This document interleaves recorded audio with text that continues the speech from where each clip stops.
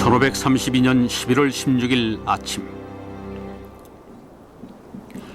아타우알파는 카마르카 시내에서 스페인인들을 만나는 데 동의하고 측근들을 먼저 내려보냈다. 이때 그는 돌이킬 수 없는 결정을 내린다. 자신의 군인들이 무기를 소지하지 못하도록 한 것이었다. 잉카의 참석자들은 뮤지션과 댄서들이었습니다. 군인들도 있었지만 무장하지 않은 상태였지요. 왜 아타우알파는 군인들의 무장을 해제시켰던 것일까요? 그건 전쟁이 아니라 축제를 벌일 계획이었기 때문입니다. 그는 국민들에게 일명 신이라는 사람들이 공포에 떨며 도망가는 모습을 보여주고 축하연을 벌일 계획이었던 것입니다.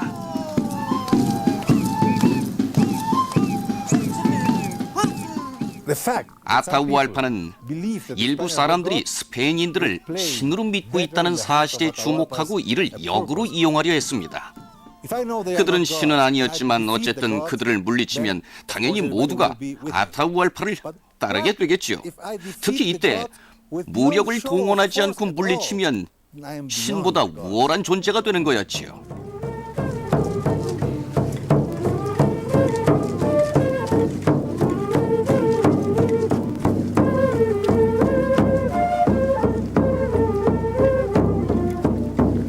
아타우알파와 그의 부하들이 카마르카로 들어가는 동안 스페인군은 보이지 않는 곳에 숨어 있었다. 5, 6천 정도의 사람들이 있었고 그 뒤에 아타우알파의 모습이 보였다. 그는 깃털과 황금, 은으로 장식한 멋진 가마를 타고 있었다. 우리들 상당수는 두려움을 느끼고 있었다.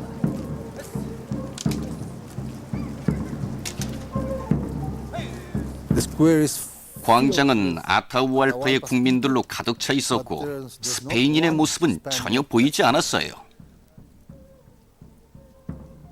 아타우알파가 묻습니다. 그 개들은 어디에 있느냐? 그의 측근 중 한 명이 이렇게 대답합니다. 위대한 황제 폐하를 두려워하며 도망갔습니다. 모두 이 대화 내용을 들었고 그 말을 그대로 믿었습니다. Me presento ante vosotros en nombre de la cristiandad. 그때 피사로가 아타우알파에게 사제를 보냈다. Enseñaros el camino de la verdad. 스페인 정복자들은 무력을 동원하기 전에 의무적으로 원주민들을 개종시키는 노력을 해야 했다.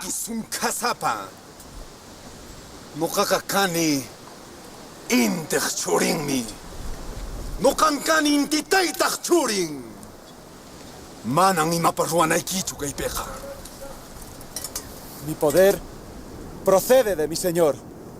Sus palabras están escritas en este libro.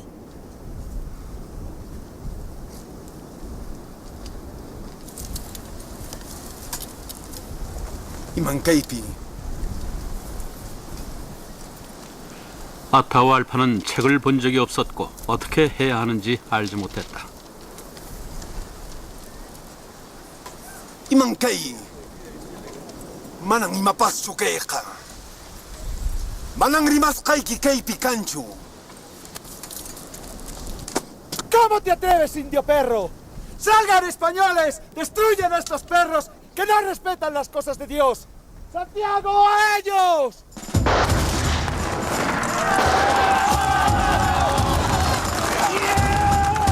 그 순간 아무런 준비도 되어 있지 않은 사람들 속으로 갑자기 말들이 뛰어들어옵니다. 그리고 완전히 공황 상태가 돼버리죠.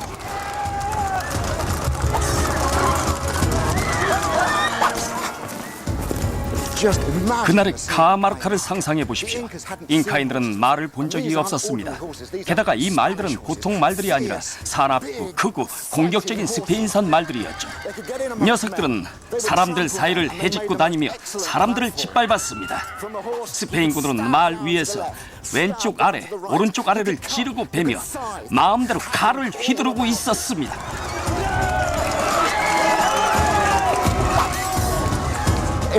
잉카인들이 기병대를 상대하는 법만 알고 있었더라도 그런 비극이 발생하지는 않았을 것입니다. 그들은 놀라서 도망쳤습니다. 그 사이로 기병대가 돌아다니며 사람들을 베었죠.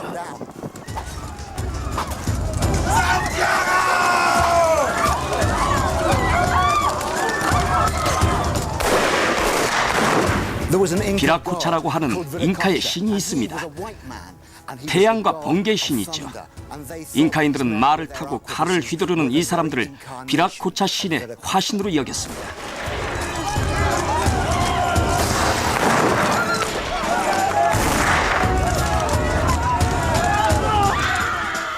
그때까지도 아타우알파는 계속 가마를 타고 있었습니다. 얼마 후 스페인 정복군이 가마를 공격했어요. 그들은 가마꾼들을 죽이기 시작했습니다. 한 명이 쓰러지면 바로 다른 사람이 자리를 메웠지요. 비극의 거의 마지막 단계에서야 가마가 움직이기 시작했습니다. 더 이상 대체할 가마꾼들이 없었기 때문이었죠.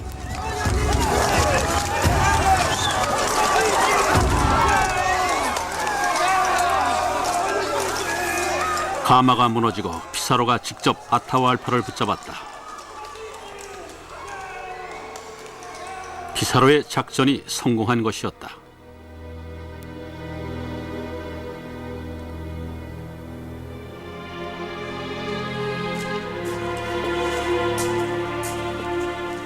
아타우알파는 카마르카 왕궁에 마련된 임시 감옥에 갇혔다.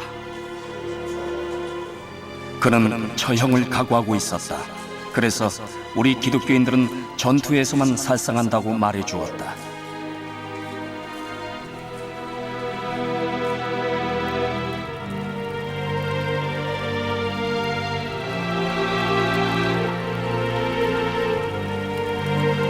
밖에는 수천 명의 잉카인들이 죽어 있었다. 잉카군의 남은 병력은 언덕으로 철수한 상태였다.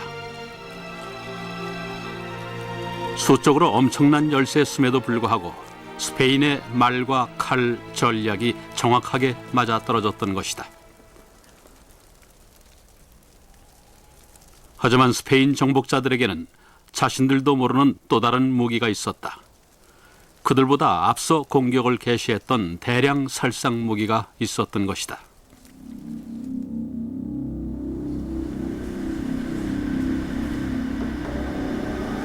현재도 영국 남부에 있는 포튼다운과 같은 생물연구센터에서는 전염병과의 전쟁이 계속되고 있다. 이곳에서 지구상에서 가장 치명적인 바이러스들에 대한 백신을 만들어낸다. 16세기에는 백신도 없었고 급속도로 퍼져나가는 전염병의 확산을 막을 방법도 없었다.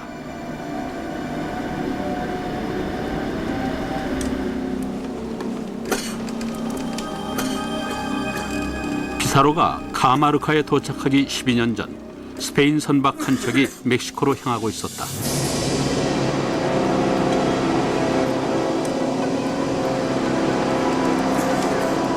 배 탄 일꾼 중 한 명에게 열병의 증후가 나타나고 있었다.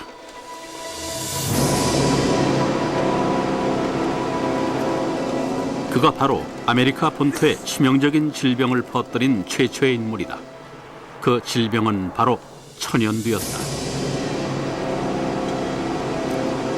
한 사람에게 잠복해 있던 천연두 바이러스는 불과 몇 주 만에 아메리카 원주민 수천 명에게 퍼져나갔다. 천연두 바이러스는 호흡을 통해 몸 안으로 들어옵니다. 그리고 목이나 폐의 안쪽에 자리를 잡게 되지요. 2, 3일 정도가 지나면 전형적인 발진이 나타나고 몸 전체로 퍼지게 됩니다. 처음에는 뾰루지 정도의 크기지만 점차 커다란 스포로 변합니다. 이런 스포는 손과 얼굴에서 시작되는데 결국 천연두 스포가 몸 전체를 뒤덮는 지경에 이르게 되죠. 그 순간부터 전염성이 매우 높아집니다. 수포마다 천연두 바이러스가 가득 차 있기 때문에 수포가 터지는 순간 진물이 사방으로 날아가면서 엄청난 양의 바이러스를 살포하게 됩니다.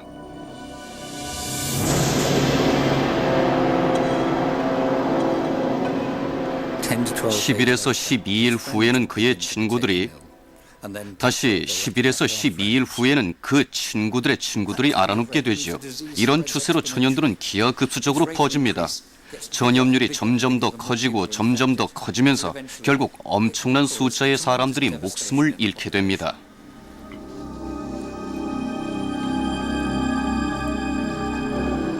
신세계에서 처음 발병한 천연들은 중앙아메리카 전역을 거쳐 잉카 제국까지 도달했다.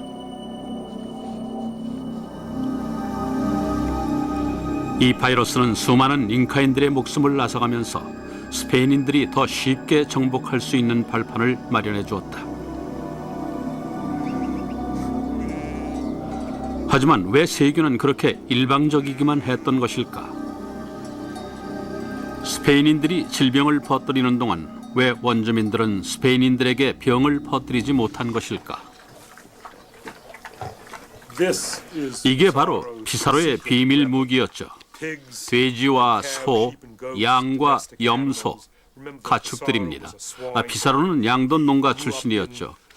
그는 이런 헛간에서 가축들과 친밀하게 접촉하며 자랐습니다. 가축들의 병원균을 호흡했고 우유를 통해 병원균을 마셨죠. 바로 이런 가축들의 병원균에서 인류에게 치명적인 전염병이 생겨났습니다. 독감은 돼지에게서 시작해 닭과 오리를 매개해 발달한 것이죠. 소에게서 홍역이 생겨났고 가축에게서 천연두가 생겨났습니다. 인류에게 치명적인 이런 질병들은 우리가 가축들과 접촉해온 만년의 역사 속에서 생겨난 유산입니다.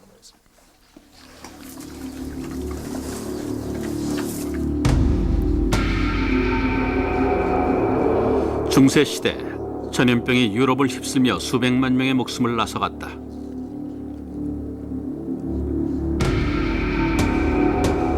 하지만 전염병이 돌 때마다 유럽인들은 조금씩 더 강해졌다. 매번 전염병이 창궐할 때마다 유전적으로 바이러스를 더 잘 이겨내는 사람들이 있었다. 이러한 사람들은 그만큼 생존율이 높았고 대를 이어 그 후손들에게까지 면역력이 전해지게 되었다. 이후 수세기에 걸쳐 유럽인들은 천연두와 같은 전염병에 어느 정도의 면역력을 가지게 되었다. 하지만 잉카인들은 그렇지 못했다. 신세계의 사람들은 이전에 천연두와 같은 질병을 접한 적이 없었습니다. 당연히 자연적인 면역력도 없었지요.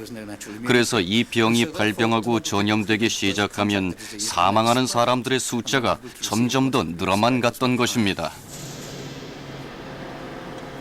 더 많은 사람들이 목숨을 잃었고 더 많은 사람들이 이 병에 걸렸습니다. 사망자의 숫자를 헤아릴 수 없을 정도였지요.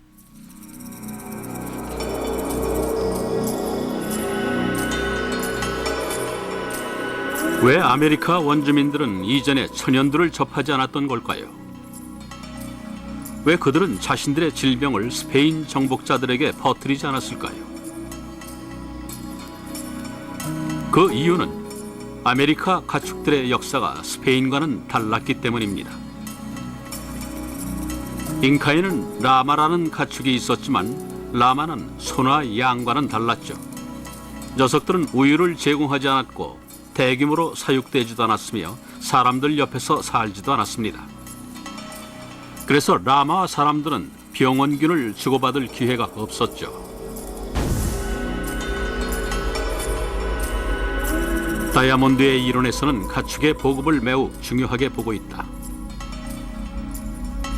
라마 이외의 대형 가축들은 모두 원산지가 유라시아와 북아프리카였다. 북아메리카나 아프리카 사하라 사막 남단, 오스트레일리아 대륙이 원산지인 가축은 없었다.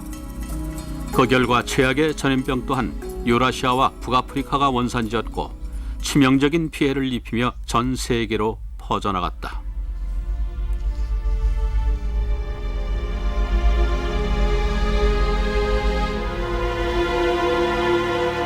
스페인의 정복 과정에서 사망한 신세계 원주민들의 숫자를 둘러싸고 오래전부터 논쟁이 계속되고 있다.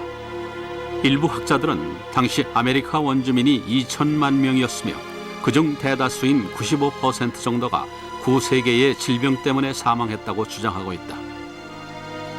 말 그대로 대륙 전체가 텅 비게 됐다는 것이다.